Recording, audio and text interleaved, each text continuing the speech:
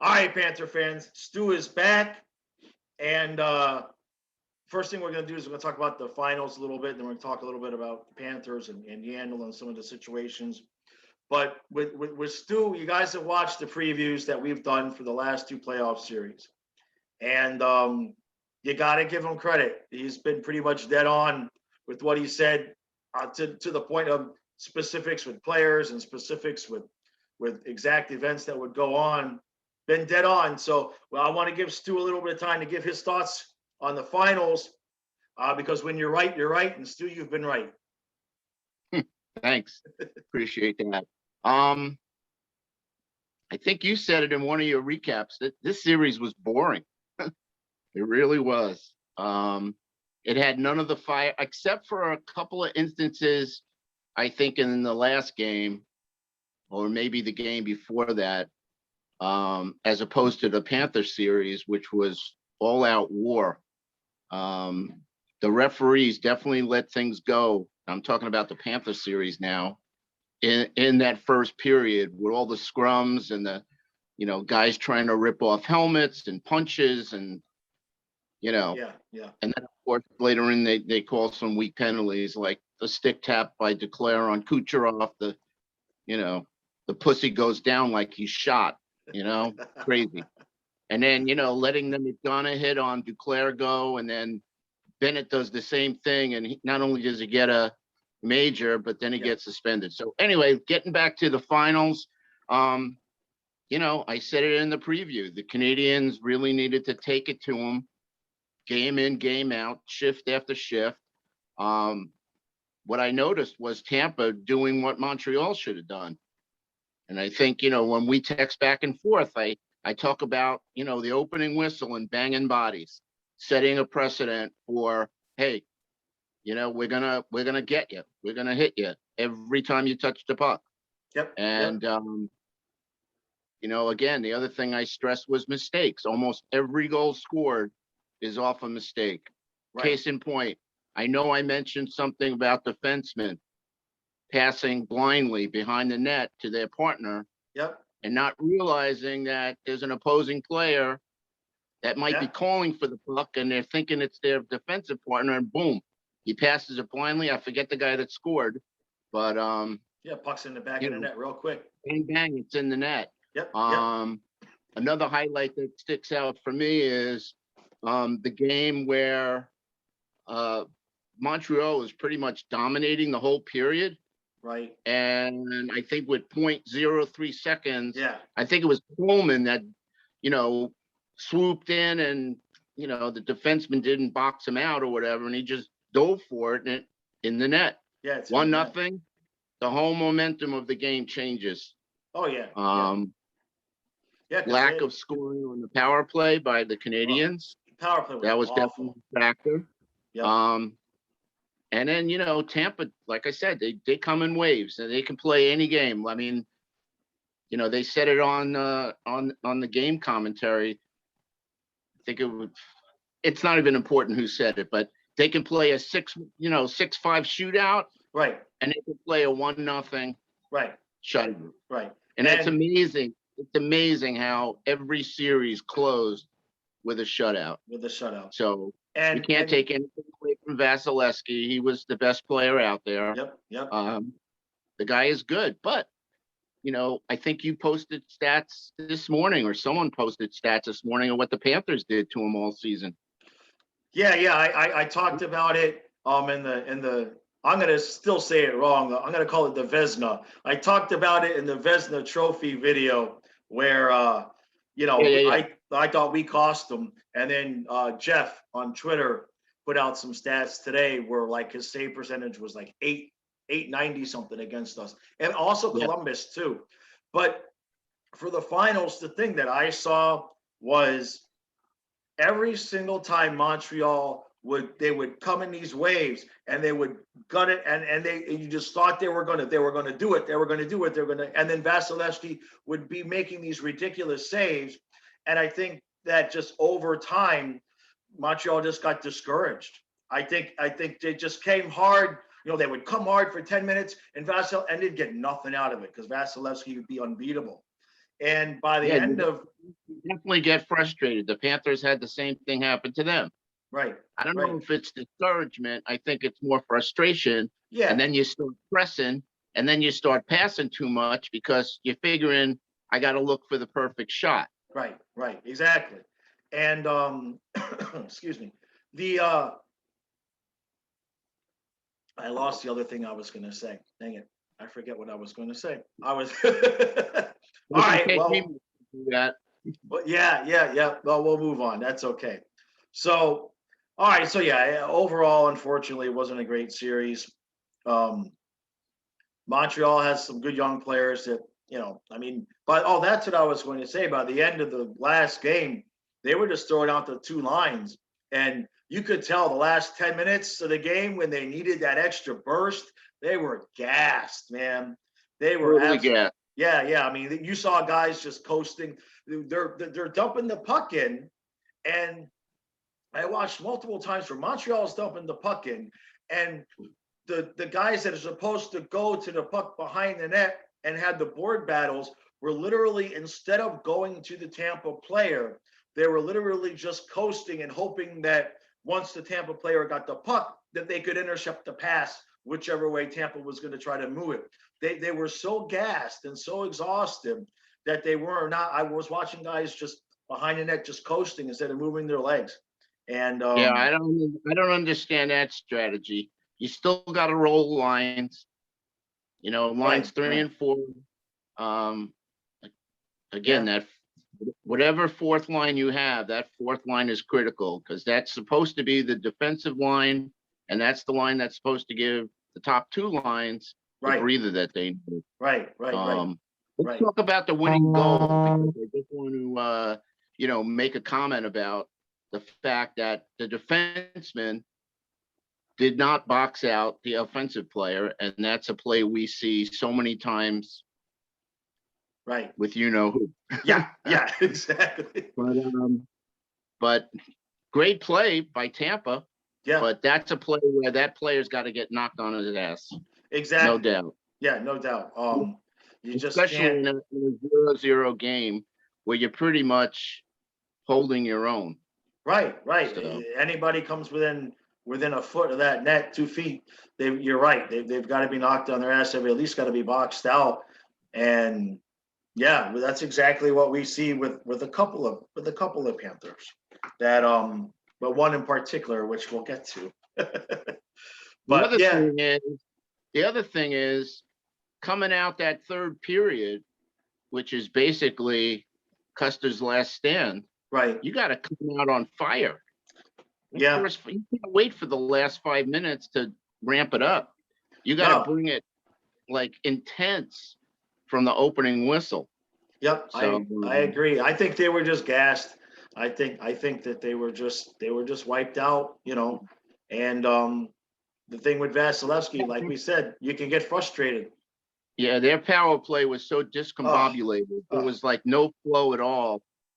Tampa, as other good teams do on their power play, they get the puck in the zone and then they start cycling it. That's right, when the Panthers are doing that and they're moving passes quickly, right. good things happen. Yeah. But So and Montreal's and power Tampa, play. yeah, totally inept. And Yeah. then Tampa defensemen, they shoot, they keep shooting. Right, right, right. Montreal just looked for they looked for the perfect pass. It got intercepted. Yep. They were forced to throwing it in deep and chasing, and they were losing battles. So, Yeah. it makes a difference. I don't know. Did they have 4 or 5 power plays in the last game? I think it was at least 4. And I Yeah. just remember by about the second one, I mean, I've been complaining about it the whole series. But I mean, Tampa, they were hardly even pressing the puck carrier.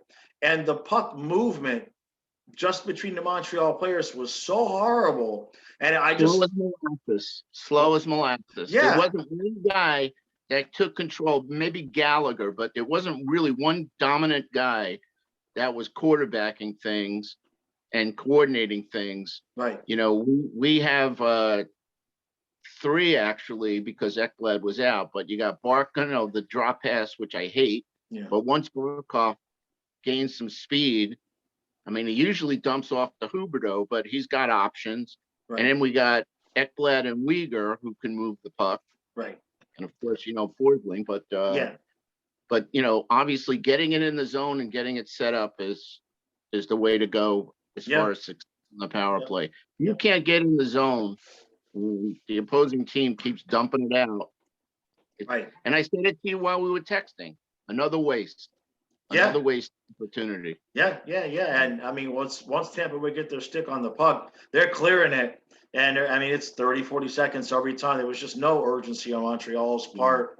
It was weird to watch, but maybe it's something that Tampa is doing, because it's sort of, when we watched the Islanders the last few games, we kind of felt like they're like 95%, but where's this huge burst of desperation? It just didn't seem like they had it at the end either.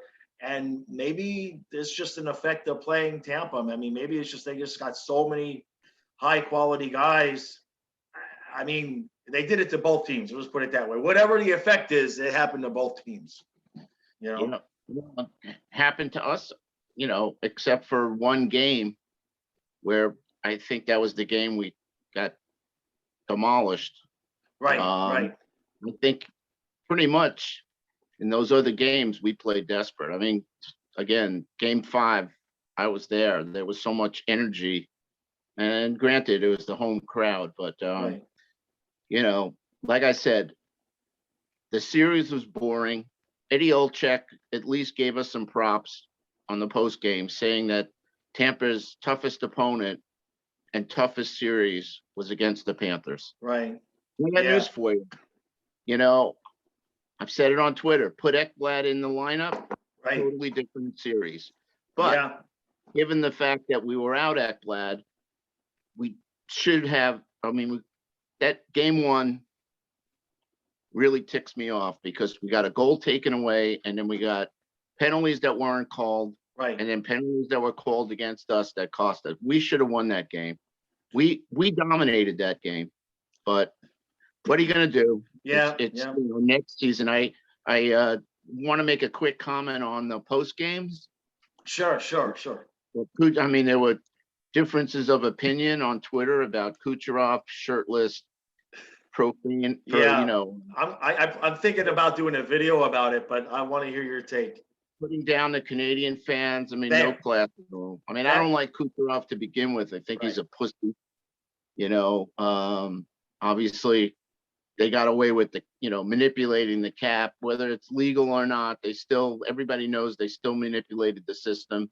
Right. And listen, they're repeat champs, so you got to give them some credit. And again, they have the best goalie in the league. I don't know how he doesn't win the Vezina, but I'm not even thinking about that now. Now that the season's over, I can't wait for the new season, but I can't wait to see what happens in the next few weeks as far as movement and this whole thing with the draft, and we can get on the subject of Yandel now. Let's be able to work that out. Right. So personally, I don't see anything happening. I brought up the scenario months and months ago that you go to Yandel and you tell him, look, you're not in our future plans. You have a streak that you want to keep going. Right. Waive your no trade. If we can't put you to a team that you technically waive it, but we're going to give you the options of the teams that we think we can make a deal. Right. The number one team that comes to mind is Boston. And that's only because Yandel's from that area. And who knows with Boston's, situation as far as defensemen. Do they want to take on his salary? Of course not. Would we have to eat some of that salary? Yeah. Probably a good portion. Yep. So I don't think that's going to happen. So the other alternative is the buyout. Right. And we talked about that this morning. 2.3 in the first year, 5.4 the second.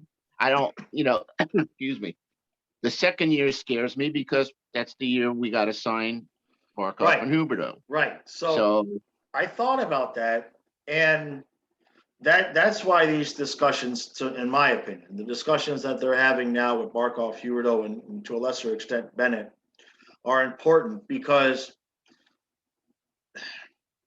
if we can get, you have to have the relationship with Huberdeau, right? If Zito can go to Huberdeau, and if Huberdeau is like, I want to be here, and he understands that we can't extend him until after the cap hit for Yandel comes off the second year. Because remember, we've got Huberdeau. Barkov is 1 more year, so we got to do that. But Huberdeau, we have the second year. So if he agrees, if we have a deal, a handshake deal with him, where once Yandel, that big hit comes off the second year, if we buy him out, once that hit comes off, then we can sign Huberdeau and he just keeps playing for us. That's a way around that, but that takes a really good relationship between Zito and Huberdeau, because that's a lot of trust, because you don't know what Huberdeau is going to do, right? If we leave Huberdeau and Bennett out there another year and they play a full season the way they play the 10 games, right? Both of those guys are going to have 80-point, 100-point seasons, and they're going to want to raise really quick. So there's a lot of risk. Bennett's going to want to raise as well. I don't know how long we have left on his contract. We got 1 more year, and he's at 2.5.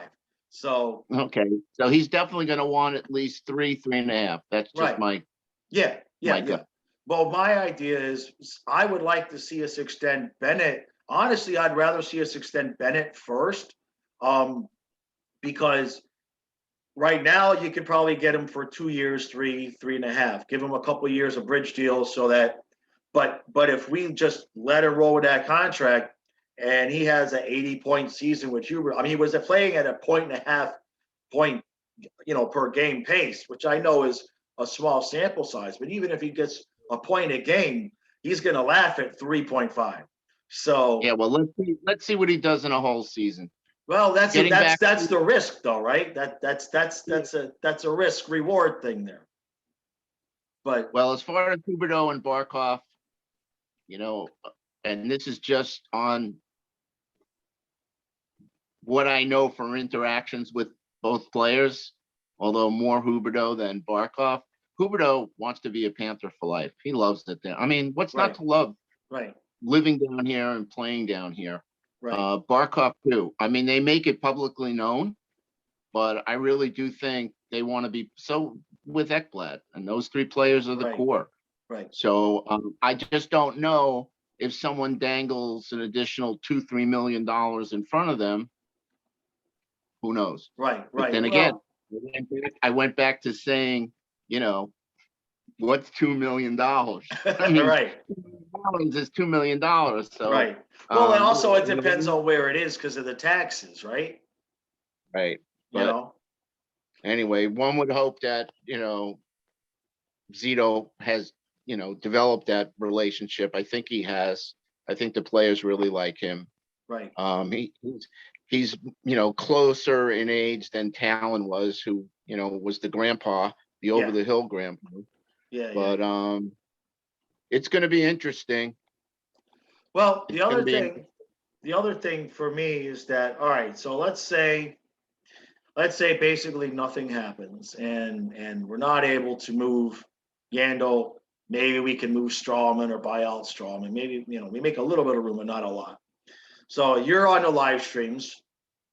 Most of the live streams, half of it is taken up with people asking about, what about this big name? What about this big name? And we don't have the money for it right now. We barely have the money to sign the guys we have. So I've been thinking, we need somebody up there for Barkov. Clearly, Mason Marchment is not the answer. So pending what happens in the expansion draft, if we can manage to only lose Drieger or maybe an Achari, if we can manage to keep Duclair, then I'm thinking, well, why don't we put Tippett up there at top with Barkov and leave that Bennett, Huberdeau, Duclair line as number 2, and then we're not spending any real extra money in the top 6, and what little money we have goes to a defenseman, especially if universe forbid we lose Forsling or Gudas. Right. Um, we might end up having to do that. Right, right. And now, I don't see us having the money. You know, people have thrown out Patrick Laine because of his relationship with Barkov, but right, you know, that's a big gamble. Number one, because of the money. Number two, because he has not been the player that we have come to know for a year and a half. I mean, right, obviously, why would Winnipeg get rid of him? He wasn't doing anything. right, And right. Columbus has been a total disaster. Sometimes a player goes to a team and they just don't click. They either Yeah, don't click with the coach or they just don't click, period. right. And would I like to see Laine on Barkov's line? Well, Well, it of depends on course. yeah, but what's it going to cost us, right? It's the tactical Laine that we, you know, came to know in the first couple of years of his career. Right, But you know, looking at the draft, and I, you know, talked about this with you. Drieger's a UFA, so I don't think Drieger's going to be the selection because, you know, maybe Francis is figuring, you know, he's a UFA, you know, I'll take my chances and throw some money. Don't forget they have a blank check right now because they don't have any contracts. right. So, you know, they're going to need a couple of good goalies. Drieger's obviously proved himself, so they figured, you know what? Maybe we'll throw $5 million at him as a UFA. So So it something comes happened. down to, Go ahead. yeah. No, I'm sorry. No, it comes down to who we're going to protect. Right, And again, it's wishful thinking that Zito's going to be able to work something out with Yandel or Bob to waive their, you know, no trades. right. I don't see Seattle picking either one of them. Well, And the other, you never know. I think I tweeted about, or maybe on the live stream about us having to give up a player. I mean, obviously Marchessault and Smith was, you know, disaster, but Right. you know, give up a player so Seattle agrees not to take a fourth link or a Gudis. Right. Yeah, that's possible. I mean, as much as I love Achari, if he's got to go, he's got to go. Same thing with Vetrano, who to me is hot and cold. Yeah.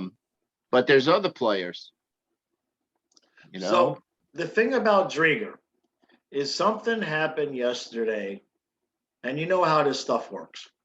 So something happened yesterday that makes me think there's something there with Seattle and Drieger and Zito, because it's one of the big credentialed media guys. I forget who it was. I think Pierre. Yeah. So he comes out. I'm hearing that there's multiple teams calling the Panthers about Drieger. The only reason that gets put out is because the Panthers call Pierre and say, put this out because we want Seattle to think that, hey, there's more than one suitor here. They're trying to create a market, and Seattle doesn't really know. Are there more people calling, or is it just us? So I don't know, but I've been saying this in the live streams where I feel like something, I felt like there's going to be something interesting, something more than just, it just was straight. Drieger went to Seattle and it was all simple. So to me, that story coming out says that Seattle has talked to Zito about it, and Zito's kind of trying to think, how can we create a little bit more value here? So to me, I don't think it's an open and shut case that they won't take them. Otherwise, story like that's not going to come out, I don't think. Well, don't think that Zito and Francis haven't been talking on a regular basis, because obviously we got the minor league affiliation. Right. Yeah, that's a good point. Yeah. So again, the scenario that I see is us having to give up a decent player for Seattle not selecting the players that we don't want them to select. Well, now if we went or a trade. Right. Yeah. So if we went my route, my wishful thinking route, and Yandel waived just for the purposes of the expansion draft, and then we did 8-1 and we protected Forsing and Gudis, then you're looking at having to expose Duclair, Vetrano, or Achari, two of those three. To me, honestly, And I do it yeah, because the defense is more important than the offense. right, We have Lundell coming up. Datasenko played pretty good. I think we have more, forward assets that could, come right. up and shine rather than getting rid of what I feel are two essential defensemen. Exactly. The thing that bothers me about that scenario is, what is Zito going to have to promise Yandel to get him to waive? That's my concern. Is Yandel going to hold us over the coals to say, I want another year of the streak, or I won't waive? And at that point, what do you do, right? That's where I thought of, okay, if Yandel wants to play hardball with us, just buy him out just out of spite. You know what I mean? It's like all he has to do is waive this thing to save us a player. Nobody's going to take, Seattle's not going to take Yandel unless we give them a good player. You know what I mean? I mean, Seattle might be willing to take Yandel if we threw him like a Danisenko or something like that, maybe. Well, I tweeted that last night about throwing in a good player. Seattle takes a Yandel, and Yandel becomes the captain. Oh, yeah, I'm good with that. Which player? Which player? Don't you dare say Tippett, or this meeting's over. You better say something else. Pick somebody else. Nope. No, I'm gonna go find that tweet as soon as we're done here. No, man, can't do that to me, bro. That's not right. But but you're not wrong, but that's not right. That's not right because you love the guy. Well, yeah, exactly. I just look. I've been right about him. I want to continue to be right about him. That's all. That's all I'll say there. You know what I mean? We all have our pet projects that when we hit it right, we're like, see, I was right, because we're wrong enough. Forsling? Exactly. You're like, hell no, anybody but Forsling. So you get it. We get it. Oh man. Well, let me see. So last thing, I guess, before I let you go. Let's just all of this to me ties in with how long we have to muddle around with Bobrovsky. And because the buyout for him is just don't go look at it. If you want to keep your sanity and your heart intact, do not, whoever's watching this video, do not, trust me, do not go Google Sergei Bobrovsky buyout with food in your stomach. I've never seen anything like it before in my life. So the question then becomes, I mean, for me, I know it's not a done deal, but in my head, in my heart, we already have a $10 million backup. At some point on the ice, that's going to be the case as well. So, and what we do with Yandel and how we can re-sign guys, and if we can bring up a Tippett and not cost us a ton of money like Alane would cost us, to me, that chops up how much longer we can keep Bob, because the way I'm thinking it is 2 more years. I'm thinking 2 more years of Bob, because you want to be sure about Knight. I know he's only had a few games. And even with Vasilevsky, he came in, and then the second year he split. And then his third year was still like split-ish, even though he was the starter. I think it was like 45, 50 games. And then boom, that's when he was given the reins completely. So you need at least Knight to have a full 40, 50 game season in him before you just completely hand him. I'm not worried about him whatsoever. I mean, look, the kid came in under pressure. Right. Yeah. The last the 4 games that he played that he won, we're in the middle of a playoff race. Yeah. And then he gets thrown in the in the playoffs, and he still performs real well. Right. He made some great saves. I mean, his undoing was, mistakes. Right. Yeah. So, the scenario that I thought was going to happen when we selected him was that, Bob was going to play a majority of the games when they brought Knight up. Right. that Bob was going to play a majority of the games for, a couple of seasons, and then they turn the reins over. But I think that train has left the station. I think, Yep. obviously they're going to give Bob every opportunity to, to Right. keep Right. it number one, because Right. technically he's 10 million a year. He's number one. Right. But I have a feeling if Knight plays the way he did, Right. and we obviously have to have defensive and even offensive help. Yeah. Because no matter how good a goalie is, Right. time and time again. Yeah. Unless you're Vasilevsky and you just shut him out every damn time. It's an elimination game. Well, they also had a lot of block shots. Oh. They had guys. Tampa did, everything, especially in that last game. Yeah. Sorrell, McDonough. These guys were just. They were taking, and look, that's a team that knows how to win. So, you need that. But the major thing is, and the Panthers did a good job this year of coming with the forwards. In the past, they didn't. How many times I used to throw things at the TV because I saw Trocheck just coasting back. Yeah. Going for a figure skate instead of, hustling hard to get that, that open player that was swooping in for pretty much an empty net. Right. But well, the thing is, this next season is going to be the one that kind of tells where we're going to be as far as the Bob situation. But yeah, I still say we're stuck with him.